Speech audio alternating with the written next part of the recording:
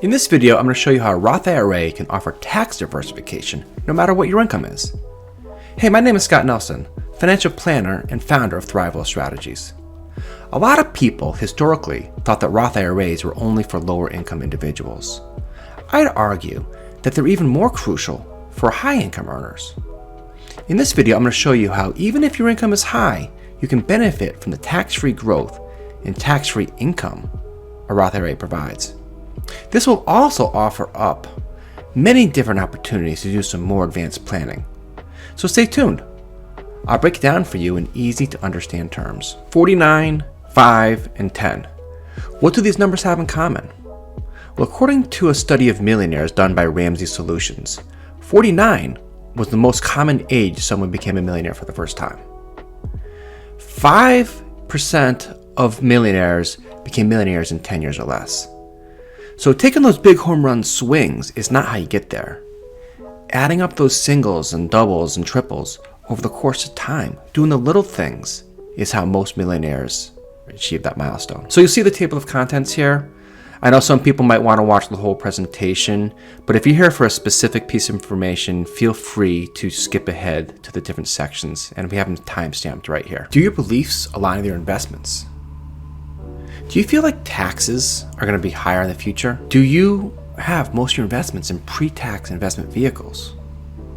If you answered yes to both these questions, you should certainly reevaluate your plan and start making some contributions to tax-free vehicles. We've all been told so many times to do the pre-tax 401k because while you're working, you're earning more money than you will while you're retired.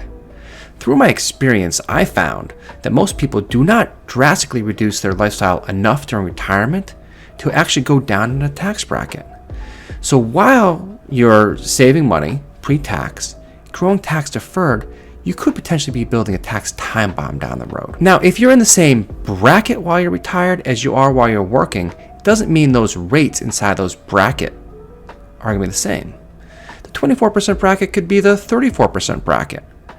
So you might be deferring taxes at your current income at a reasonable tax rate, since tax rates are still historically low, to down the road. It doesn't take a snoop to figure out where our country's going as far as the deficits, the Social Security, the Medicare underfunding, all these different things that we're aware of. Eventually, we're going to have to start paying some of this money back. Do you really think that tax rates are going to be lower for you when you retire? Just over the past few months, I've been saving some headlines and articles and news covers for magazines on my phone. Let's take a look at some of them. The federal budget deficit hit a record all-time high of $3.1 trillion last year. With the passage of the current blowout stimulus bill, it is set to be even higher going forward. Now we watch and wait for potential infrastructure bill, which could run as much as an extra $4 trillion over the next 10 years. A trillion here, a trillion there, you know how the old saying goes. As night follows day, higher spending, unless offset with future spending cuts, is going to lead to higher taxes. And that's certainly the course the Biden administration looks to set to follow, and any future president is going to have to keep it into consideration. Let's put trillion into perspective. So we all remember when President Biden was running, he made the promise not to raise taxes on anyone making less than $400,000 per year. So let's take a look at what we can do for people over $400,000. Let's say they raise the personal tax rate of 37% back to 39.6%. And that's where it was for 8 years under President Clinton, under President Obama, and the first year for President Trump. That change would generate only an additional $20 billion in extra revenue per year. If they also raised the 35% income tax bracket to 39.6%, that would raise an extra $13 billion. But they've already promised they wouldn't do that. That would be in violation of his $400,000 promise. That would be raising taxes on people making $209,000 for a single and $418,000 for a married couple. Either way, it's like trying to fill a swimming pool with a teaspoon. Now, if they were to go for broke and raise both the 35% and 37% tax brackets to a 100% tax rate, and people kept working and paying everything they made in taxes, it would have raised only about $681 billion in 2018. That's big money, but still not close to bridging the gap. Let's take a look at the Roth IRA basics and learn the key rules. First thing is, why do you do a Roth IRA in the first place? And the answer is simple. Roth IRAs grow tax-free, and if it's held to age 59 and a half and held for 5 years, the earnings come out tax-free. At any point, you can take your contributions out tax-free without satisfying those two rules. And also, between whether it's death and disability or first-time home purchase, a few other things, you can get the money out before age 59 and a half. Another reason why Roth IRAs are a popular investment is there's a myriad of investment choices.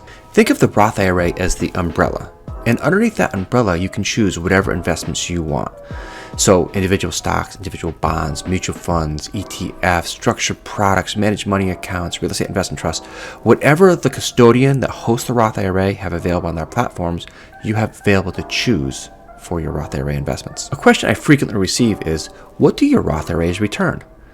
So that is a question that is impossible to answer because, like I said, each individual Roth IRA, you can have whatever investments you choose. So similar to a 401k type of investment, you have a menu, and depending on what you choose on that menu is the experience you'll receive. Contributions to a Roth IRA are made on an after-tax basis. You earn the money, it gets deposited into your personal account, and then you redirect it to a Roth IRA. So you've already paid tax on this money. There is no upfront tax benefit to doing a Roth IRA. However, once it hits the Roth IRA, the earnings are tax-free. Let's compare and contrast Roth IRAs to traditional IRAs. They do have a lot of similarities. While you both need to have earned income, and they both have contribution limits, and you both have to hold them to age 59 and a half to avoid the 10% penalty, the biggest difference is an obvious one. It's the tax treatment. Traditional IRAs, you get the tax deduction as the money comes in, grow tax deferred, but every penny that you've deferred that you take out is then taxed as income in that given year. The Roth IRAs we went through do not have that tax deduction, but they grow tax-free, and if held to age 59 and a half and you follow the distribution rules, the money comes out tax-free. The next big difference is what happens at age 72. Traditional IRAs have required minimum distributions, and Roth IRAs do not. So while you're getting a nice tax benefit now on the traditional IRA, eventually the government's going to want to get some tax from this, and they're going to require you to take out a certain percentage based on your life expectancy at age 72. Having the control and flexibility of having a Roth IRA opens up so many different planning opportunities. So having the tax diversification, saying, hey, I'm 75 years old, I need $20,000 to go on a wonderful trip. Having the ability to take it out of a tax-free bucket versus a taxable bucket is huge. And the second one is there's required minimum distributions. A lot of times you have saved more in the traditional IRA, and those required distributions may be more. That minimum may be more than you actually need to live on. So if you've identified that you need $120,000 to live on, and the required minimum distribution is $200,000, you're forced to pay income tax on the $80,000 whether you need it or not. In conclusion, let me go over again what the distribution rules are to get your earnings out tax-free. This is an and. You need to both satisfy the 5-year rule and have a qualifying life event. So even if you turn 59 and a half, if you've only held your Roth IRA for 1 year, you have to wait an extra 4 years to get the earnings out tax-free. Other qualifying life events are becoming disabled. Up to $10,000 you can take out of earnings if you're a first-time home buyer, and if you pass away, you can take your beneficiaries can take the money out as long as they've satisfied the 5-year rule. Let's take a look at an example of what a qualified distribution timeline would look like. So let's assume you're age 60 and you establish a Roth IRA on December 31st of 2022 by converting a traditional IRA to a Roth IRA. Now, while you've satisfied the age 59 and a half for the qualified life event, you have not satisfied the 5-year holding period. So you would have to go back to January 1st of 2022, the year that the Roth IRA is established, and the 5-year timeline will be added to that. So on December 31st of 2026, you've now satisfied the 5 years, and on January 1st, 2027, you can start using this money tax-free. Example 2. Let's take a look at another way to satisfy the qualified distribution rules. So this person is age 35, and they established their Roth IRA by rolling over a Roth 401k on June 1st of 2022. The 5-year rule makes it so the first possibility to have a qualified distribution is December 31st, 2026. Now, and they need to also have a qualifying life event, which is most likely age 59 and a half, which will happen in 2046. Now, the other ways that they can possibly get the money out as early as January 1st, 2027 is having another qualified life event. This is either $10,000 for a first-time home buyer, a disability, or a death. So unless one of those three things happen, the money is going to be only available to earnings tax-free in 2046. Again, you always have access to the principal tax-free. Let's take a look at a third example of how you can qualify for tax-free distributions from a Roth IRA. Let's suppose 2022 you inherit a Roth IRA from your mother who's passed away. Your mother established that IRA in 2019. So the 5-year clock started ticking on January 1st, 2019. While you satisfied the other qualified life event, you haven't satisfied the 5-year rule yet. So in order to get this inheritance tax-free, you'd need to leave it in a Roth IRA until December 31st, 2023. At that point, your inheritance will be tax-free. If you take it out before that, you will owe taxes on the earnings. Another important thing to note about Roth IRA distributions, whether they're qualified or non-qualified, the contributions come out before the earnings. So this is a very powerful planning tool. Imagine at age 20, you start a Roth IRA by putting $6,000 per year in, and you do that for the next 30 years. That's $180,000 worth of contributions that you can use to help you bridge the gap if you plan on retiring before age 59 and a half. This opens up the doors to many, many planning opportunities that we'll get into. Having this type of flexibility opens up many planning opportunities that we can get into later on in this presentation. Now that we've established why you need to do a Roth IRA, let's discuss the how and the mechanics of actually getting money into the Roth IRA. There's 3 ways. First one is the regular annual contributions. Second way is conversion. Convert a traditional IRA to a Roth IRA. And the third one is moving money from an eligible employer retirement plan into a Roth IRA. For the regular annual contributions, the limit what you can put into a Roth IRA is $6,000 per year. At age 50, you're permitted to put an extra $1,000 in as a catch-up. So to put that maximum in, your income has to be, for an individual, below $129,000. And then the contribution is phased out until you reach $144,000. And if you have $144,000 in modified adjusted gross income, you can no longer contribute directly into a Roth IRA. The numbers for a married couple are $204,000 and phased out at $214,000. Some people are a bit more visual, so I've created a flow chart to illustrate this, along with a few other flow charts on my website. So visit thrivewealthstrategies.com and take a look at the flowchart section, and you'll find out if you're eligible to put money directly into a Roth IRA, or perhaps even take advantage of a backdoor Roth IRA strategy. The second way you can get money into a Roth IRA is doing a Roth IRA conversion. Eligible accounts that you can convert from are simple IRAs, SEP IRAs, and traditional IRAs. So you can take the money out before age 59 and a half without paying the penalty of 10%. You will, however, have to pay the taxes on that distribution. So depending on the calculation, you pay taxes in today's tax brackets. The money goes into the Roth IRA, grows tax-free, and if you have an eligible distribution, the money comes out tax-free as well. The third way to get money into a Roth IRA is doing it from an employer-sponsored retirement plan.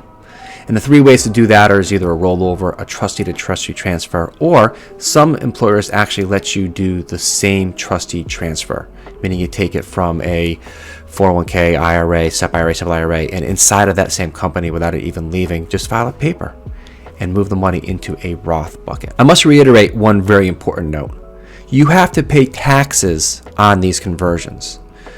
So if it's coming from a completely pre-tax bucket, such as a 401k, a traditional IRA, SEP IRA, simple IRA, you've got the tax deduction that comes in, so any dollar that comes out has to be taxed. So if you take $100,000 from one of those sources and convert it to a Roth IRA, you have not withheld any money for taxes. So if that $100,000 goes from one to the other, your taxable income next April 15th is going to be $100,000 higher. You have to make sure you've set aside that money and you've budgeted for that. Very important planning consideration is where is that tax money to pay for this going to come from. So the next section, I want to talk about a non-deductible IRA and how you can perhaps convert money without paying taxes and get money into a Roth IRA regardless of what your income is. So a traditional IRA, they have income limits and restrictions that stop you from taking a tax deduction. However, no matter what your income is or what your status is as far as employer-sponsored retirement plans, anyone can put money into a traditional IRA and not take the tax deduction. So that's called a non-deductible IRA contribution. So theoretically, if you have a non-deductible contribution, you've never gotten a tax deduction, you can convert that into a Roth IRA without paying taxes. An important note though is this strategy only works, as well as I just stated, is if you don't have any other money into a traditional IRA that's been deductible or a SEP IRA or simple IRA. So if you have one of those other sources that's eligible to convert and you haven't converted it and you have a balance there, they actually take the money out pro rata. So let's say you have a $6,000 deductible IRA and a $6,000 non-deductible IRA. $12,000 total in IRA assets. If you choose to convert even $1,000 out of that, you can't just cherry pick the non-deductible portion. You actually have to aggregate them. So 50% of your contributions, $6,000 and $6,000, are deductible and non-deductible. So of that $1,000 conversion, $500 is taxable and $500 is non-taxable. One exception to these rollover conversion rules are beneficial IRAs. These are not eligible to be used in these strategies. So no converting money from a traditional beneficial IRA to a Roth IRA. So who should convert the money? My personal rule of thumb is if you are ever in a tax bracket that has a rate that starts with 1, if they're 10 or 12% tax brackets, convert as much as you can before you reach the 22% tax bracket. Same thing with the 22 and 24% tax brackets. If you feel like tax rates are going to be higher down the road, I'd like to see as much converted until you reach the 32% tax bracket. So let's take a look at what I mean by filling up your tax brackets with Roth IRA conversions. So this example, this married couple has a $320,000 IRA that's all pre-tax. And the question is, how much should they convert? So their taxable income is $250,000. Now remember, that's different than some of the other numbers we're talking about. Taxable income is different than MAGI. So that is after they take their standard or itemized deductions, whatever the deductions might be. So that is their taxable income. So at that income level, they are paying squarely in the 24% tax bracket. The 24% tax bracket ends at $340,100.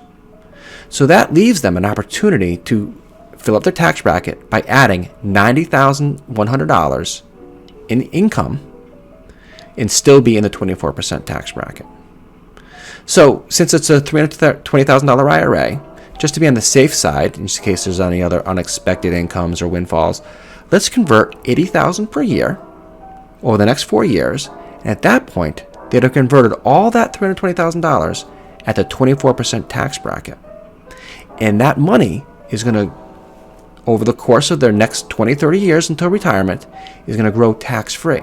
So they pay now at the 24% tax bracket, avoid the RMDs at age 72, and never have to pay tax on the future growth. So let's get a little bit deeper into this backdoor Roth IRA contribution strategy.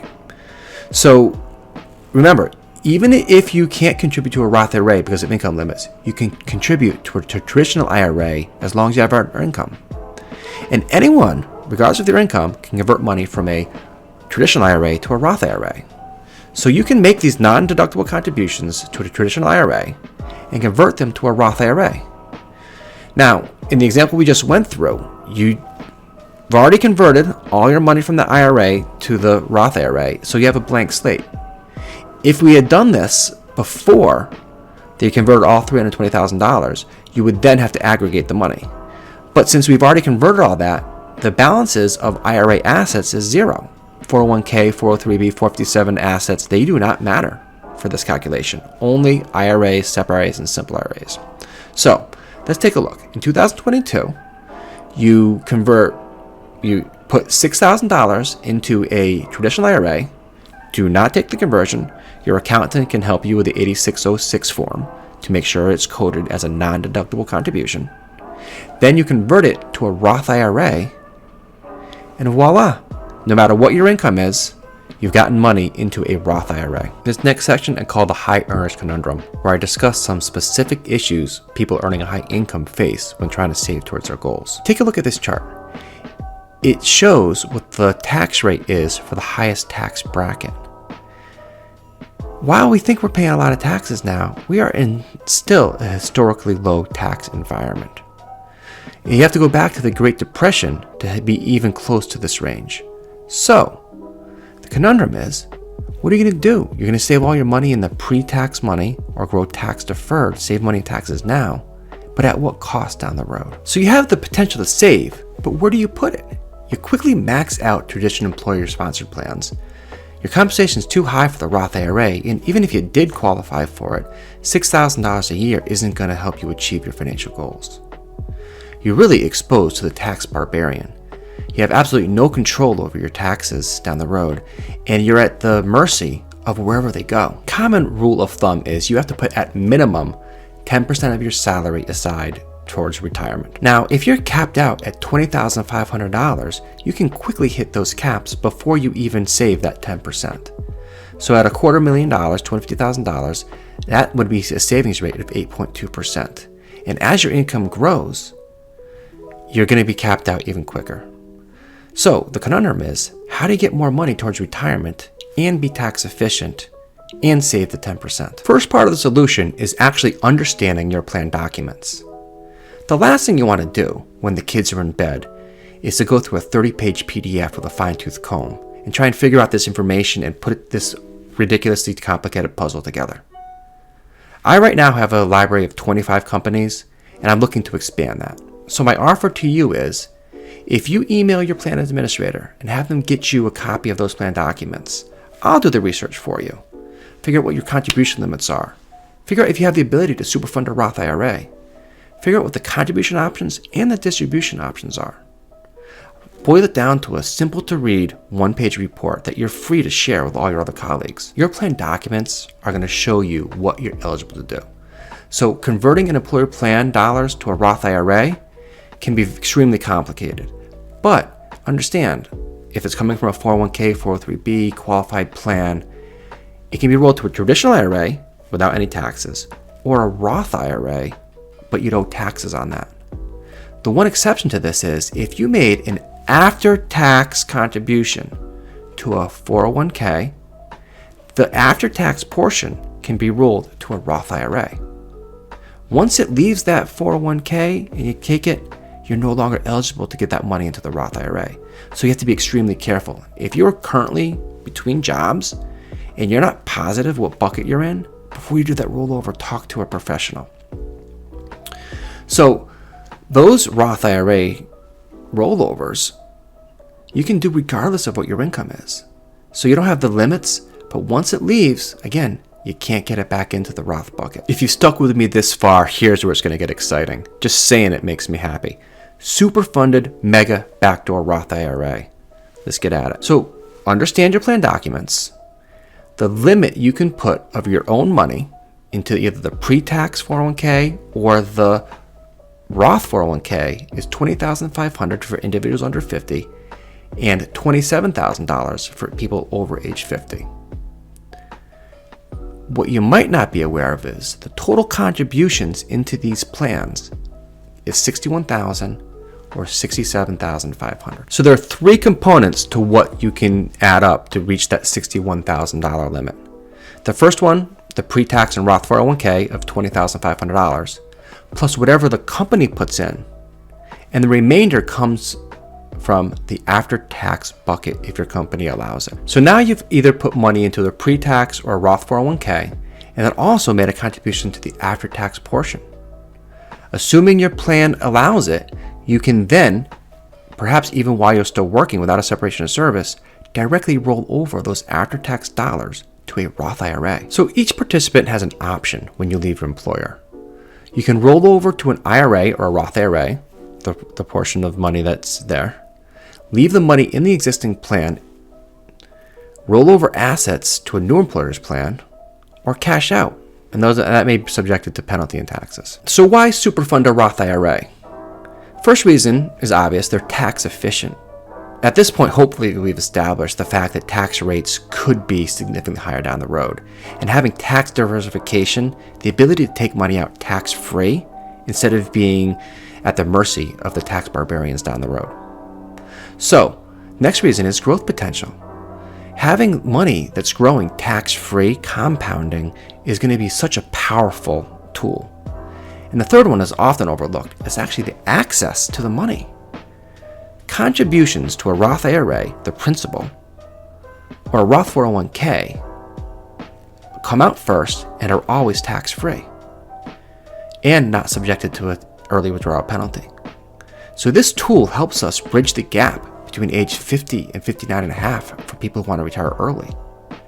Roth IRA contributions and earnings, if they're tax-free, don't count towards ACA, Obamacare calculations. You may qualify for some subsidies. If you're taking money out between age 60 and 72 and it's not affecting your modified adjusted gross income, it opens up the opportunity to realize some capital gains at the 0% tax bracket, potentially do some Roth conversions. So having this money into a superfunded Roth IRA doesn't just save you in taxes in retirement, but also opens up opportunities to gain subsidies and more tax-efficient planning strategies. Would you rather pay tax on the seed or the harvest? I like that as an example because by not taking the tax deduction as you plant the seed, as it grows and when you actually use it, you're going to get that entire harvest tax-free. So let's look at an example of a 40-year-old putting the $20,500 into the Roth 401k instead of the 401k.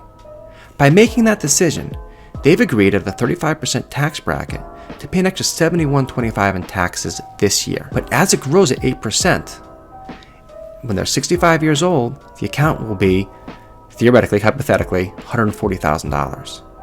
Now, if everyone else was right, and you are in a lower tax bracket, and you're only paying 15% in taxes, you'd still owe $21,000 in taxes, almost 3 times in taxes than you saved not that long ago. And if you're in the same exact tax bracket and tax rates haven't changed, if you pay that 35%, it's actually 7 times the savings. So $49,000 versus $7,000. So I'd rather pay tax now, allow my money to grow and compound, and have the ability to have control, because if a Roth IRA is always 0% tax, you don't have to worry about what the tax rates and the tax brackets are. We got a cameo appearance for case study 2. This is Bowden. So right now we're talking about these people. Susan, she makes $250,000 a year, and she receives dollar for dollar compensation on the first 6% of her contributions, okay? Now, she must max out her pre-tax or her Roth bucket before she receives the ability to put the money to the after-tax bucket. But a good thing, though, is her plan allows in-service rollovers. So let's see how that works out for her, okay? So $15,000 goes into the pre-tax bucket, and then $20,500 is her maxing out the Roth 401k. That leaves $25,500 for the after-tax bucket. But you know what the good news is? She doesn't have to wait till she retires to do this. So all $25,500 each year can be rolled into her personal Roth IRA. Awesome, huh? Cool. Case study 3 is a little bit different. Walter, who's 40 years old, earns $400,000 in total compensation. He does not have a Roth 401k option, but his company will allow him, regardless of whether he puts money in the pre-tax bucket, to immediately day one start putting money in the after-tax 401k. The company will match 87.5% of the first 6% of contributions. So let's take a look how this pans out for him. Company puts $21,000 into the pre-tax bucket, and the remaining $40,000 can put into an after-tax 401k. And each year, that $40,000 can be rolled into a Roth IRA. In conclusion, let me reiterate the benefits to putting this sizable amount into a Roth 401k bucket. So the benefits, in my opinion, even as great as the tax-free growth, is liquidity and penalty-free access to your contributions. You can use this money for education, vacation home, start a business, early retirement before age 59 and a half. But I love the idea of using the flexibility to structure your income sources to get money out to qualify for healthcare subsidies, avoid Medicare surcharges, use tax bracket optimization strategy between age 60 and 70. Let's illustrate this with a simple example of a 40-year-old who wants to retire at age 55. You have 15 years.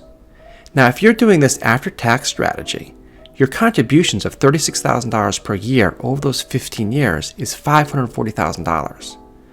Now, assuming a hypothetical return of 7%, the total account is $904,000. You can use the $540,000 at age 55, between age 55 and 60, to bridge the gap, live just on basis, have your modified adjusted gross income be zero, qualify for ACA subsidies, use that money to take money out for a retirement home, whatever you may want as a down payment. And then you'll still have the basis spent, but you'll still have the earnings available. Between age 60 and 72, keep your income, MAGI, low, and do some strategic tax bucket filling to do some Roth conversions. Get as much money out in a low tax bracket of those 401ks and IRAs, so when you do turn 72, you don't have to worry about having required distributions. So is a Roth IRA right for you? Let's finish up by looking at the pros and the cons. If you think you could benefit by having some tax-free income down the road because you may be in a higher tax bracket or you feel like tax rates will be higher, then having a Roth IRA is very important. Also, the tax-free distributions are MAGI, Modified Adjusted Gross Income friendly, not affecting your Affordable Care Act, your Medicare premiums, your ability to do some tax loss harvesting, some strategic Roth conversions. Also, there's no RMDs, required minimum distributions, in a Roth IRA. So by doing this, you can compound tax-free longer, and it can turn into an amazing estate planning vehicle. Are your children in a higher tax bracket than you? Do you want them to inherit money with a stepped-up basis from a non-qualified account, or tax-free from a Roth IRA, or subject to income with respect to decedent taxes of a 401k? After this many slides and this much of me talking, I have to make sure you understand there are some cons to a Roth IRA as well.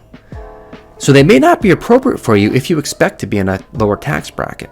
Not everybody is going to have the same income, and you may be close to being in the lower tax bracket.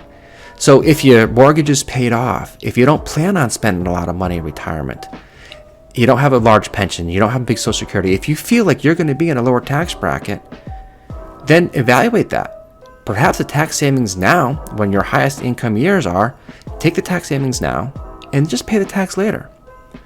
Also, there are some programs like the Affordable Care Act and Medicare that, based on your income, you may end up paying extra for those benefits. So if you do a Roth conversion this year and you go on Medicare next year, your Medicare premiums may be higher than they need to be. And they're also not appropriate if you need the money soon. So if you end up saying, my first few years in retirement, this money is going to be spent, the earnings potentially could come out with tax and penalties. So you won't get the tax deduction going in, you pay tax coming out. Doesn't sound like a great idea. So understand your rules, evaluate this, help you figure out whether or not a Roth IRA is right for you. I'd like to sincerely thank you if you made it this far into this presentation. And let me reiterate my offer from earlier. If you email me your plan documents, I will review them at no cost to you. I'll boil them down to a one-page information sheet that you can share with all your colleagues and coworkers.